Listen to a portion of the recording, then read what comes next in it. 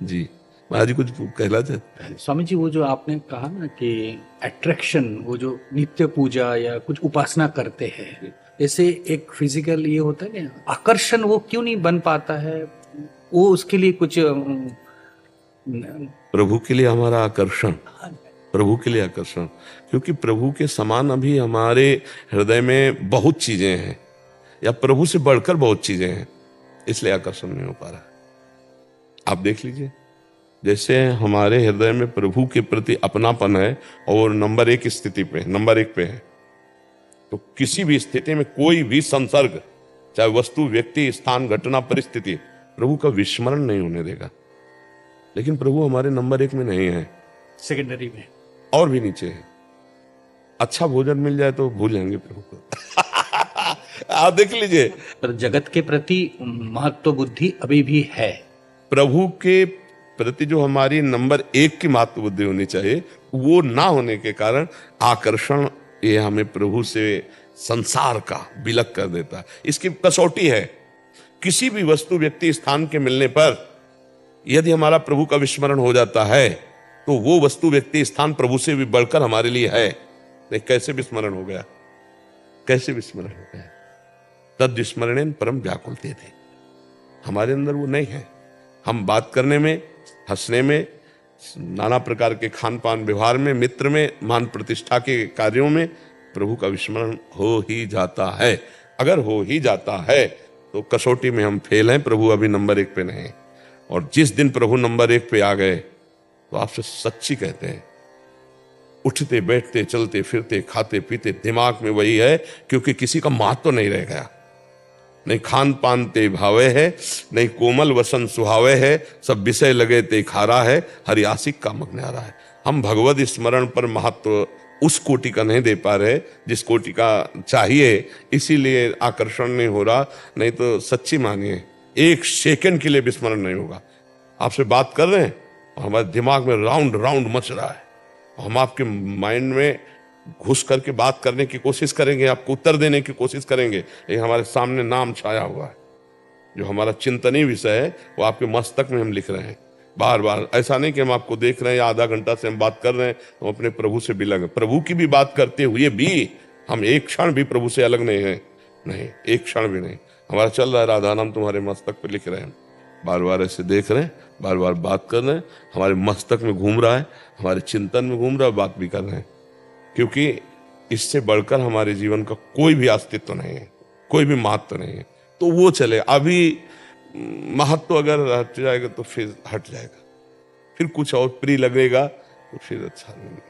सबसे पहले साधक को प्रभु को बहुत ऊंचाई पर बैठाना चाहिए कि प्रभु के समान कोई नहीं तो प्रभु से बढ़कर कोई नहीं। यहां प्रभु से बढ़कर बहुत चीजें अभी हैं, ये अंदर की बातें हैं। बाहर से कोई कह सकता प्रभु से बढ़कर कैसे हो सकती, प्रभु ने सब रचा है, दुनिया को बवाल बता सकता है। लेकिन ये अपने लोग साधक हैं तो अपने लोग थर्मामीटर आंतरिक डालते हैं कि आपको 5,000 रुपये मिले, आप 2 मिनट प्रभु को भूल गए ना, तो 5,000 रुपये से भी प्रभु की कीमत आपकी दृष्टि में कम है। कैसे भूल गए? एकादशी स्कंद में लिखा हुआ, त्रिभुवन की राजलक्ष्मी देने पर भी जो आधे पल के लिए प्रभु को ना भूले वो महाभागवत है। मतलब हमारी स्थिति कहाँ है? तो इस तरह से हम अपने को कसौटी पे कसते हैं कि हमारे लिए प्रिय वस्तु, पदार्थ, व्यक्ति, घटना, परिस्थिति या प्रभु। अगर प्रभु तो फिर कोई वस्तु, व्यक्ति, स्थान, परिस्थिति, घटना हमको क्षोभ या हर्ष नहीं प्रदान कर सकती। ये यंग लब्ध्वा चापरम लाभम मन्यते नाधिकम तदिह। हम उसको सहज भाषा में समझाते हैं कि भाई एक नंबर पे ले आओ प्रभु को, नंबर एक पे ले आओ प्रभु को।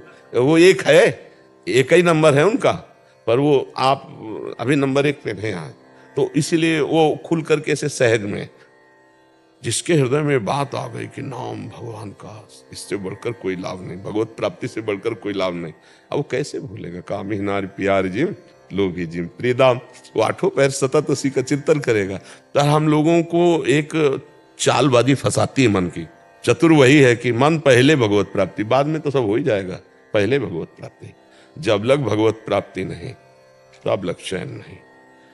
नारायण हरि भजन में पांचों अनुस्वात, विषय भोग निद्रा आसी, जगत प्रीति भव, ये सब अच्छा नहीं लगता। धन्य भाग है जो निरंतर अव्यर्थ कालत्वम, एक क्षण भी व्यर्थ न जाए, हाँ, शांति अभ्यर्थ कालत्वम विरक्तिर मान शून्यता आशा बंधा समुत्कंठा नाम गाने सदा रुचि आसक्ति तद गुणाख्याने प्रीतिस तद वसति स्थले। अपने आप अनुराग जागृत हो जाएगा। हम उस मार्ग में चले, भाई बिहारी जी के मार्ग में चलेंगे तो बिहारी जी मिलेंगे। अब चले ऐसी छठी करा तो बिहारी जी कभी नहीं मिलेंगे प्रगट में। हमें इधर जाना होगा, तो हमें दिशा चयन करनी है।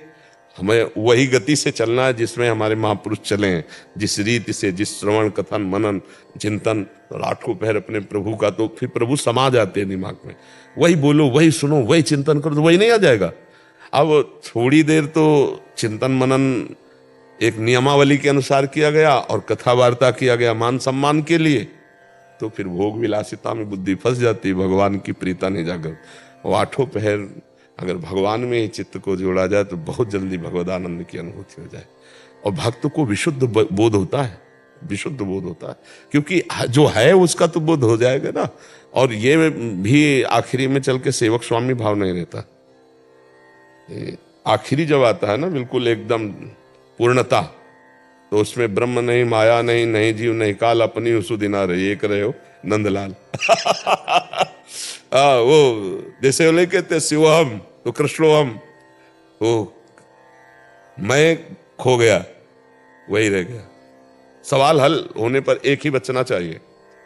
जब तक एक नहीं बचेगा सही सवाल नहीं है, कोई हासिल छूट गया आपका। एक बचना चाहिए, शेष पूरा सवाल हल होने पर, क्योंकि सवाल शुरू हुआ था एक से, एको हम बहुश्यामा। अब हमें बहुश्यामा से एको हम में आना ही है, तभी सवाल हल होगा। चाहे भक्ति से आओ, चाहे ज्ञान से आओ, चाहे जिस मार्ग से आओ। एक वासुदेवा स्वरमिति समात्मा सुदुर्लभा एको ब्रह्म द्वितीयो नास्ति। देखो गोस्वामी जी आ गए, जड़ चेतन जग जीव जत सकल राम, सवाल हल हुआ, ले हल हुआ, एक आ गए।